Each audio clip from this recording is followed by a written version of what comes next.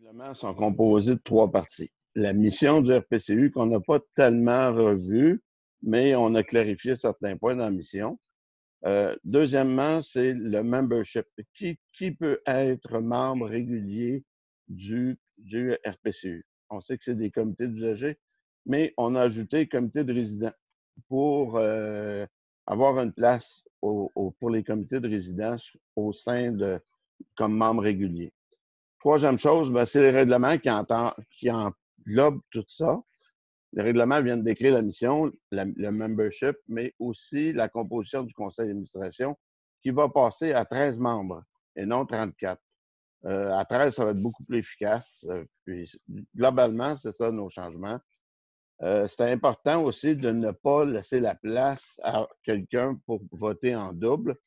Donc, les QC ne font pas partie officiellement du membership, mais c'est les comités d'usagers, les comités d'usagers continués et comités de résidents qui en font partie. À la dernière assemblée en octobre 2019 environ, on a reporté les mêmes administrateurs pour une autre période d'un an, ce qui nous donne à 2 ans présentement pour être capable de refaire la refonte des règlements et les memberships, la mission. Donc, cette refonte-là va avoir pris environ 2 ans.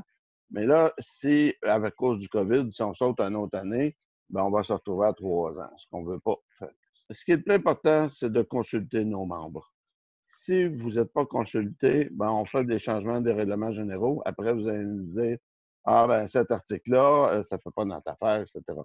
C'est important à ce moment-là, puis on est présentement dans une période de consultation. On comprend le COVID, mais il faut faire, entre guillemets, un petit effort pour que vous compreniez les règlements et faut vous laisser la place à ce que vous posiez des questions. Et puis, il faut vous compreniez, vous approprier vos règlements. Vous êtes invité à un webinaire le 2 juin et le 10 juin prochain, justement pour vous familiariser avec les règlements. Et vous avez jusqu'au 19 juin pour déposer vos commentaires au RPCU sur les règlements. Par la suite, le conseil d'administration, au début juillet, va analyser vos commentaires avec le comité stratégie et gouvernance.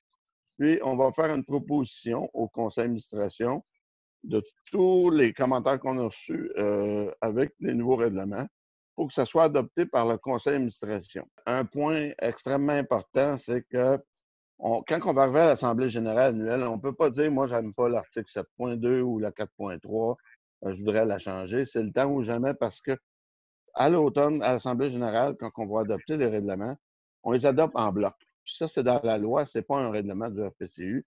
Il faut adopter ou rejeter les nouveaux règlements. Imaginez-vous s'il fallait qu'on rejette les règlements, on se retrouve à ce moment-là avec notre ancienne composition et l'ancien membership qu'on avait auparavant. Donc, il faut qu'on ait des règlements que la majorité, il faut que les 2 tiers des membres présents acceptent la résolution des nouveaux règlements dans son entité complète. D'où l'importance exacte de les comprendre et que ces règlements-là soient adaptés à la réalité du RPCU et surtout à la réalité de ses membres.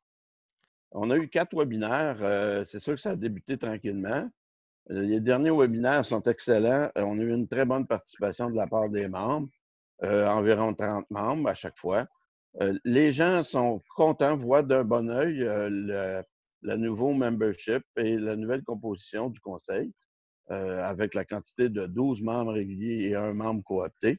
Ben, c'est simple. Il y a l'infolette du RPCU que vous avez reçue qui a un lien pour participer pour vous enregistrer, participer à la session webinaire d'information.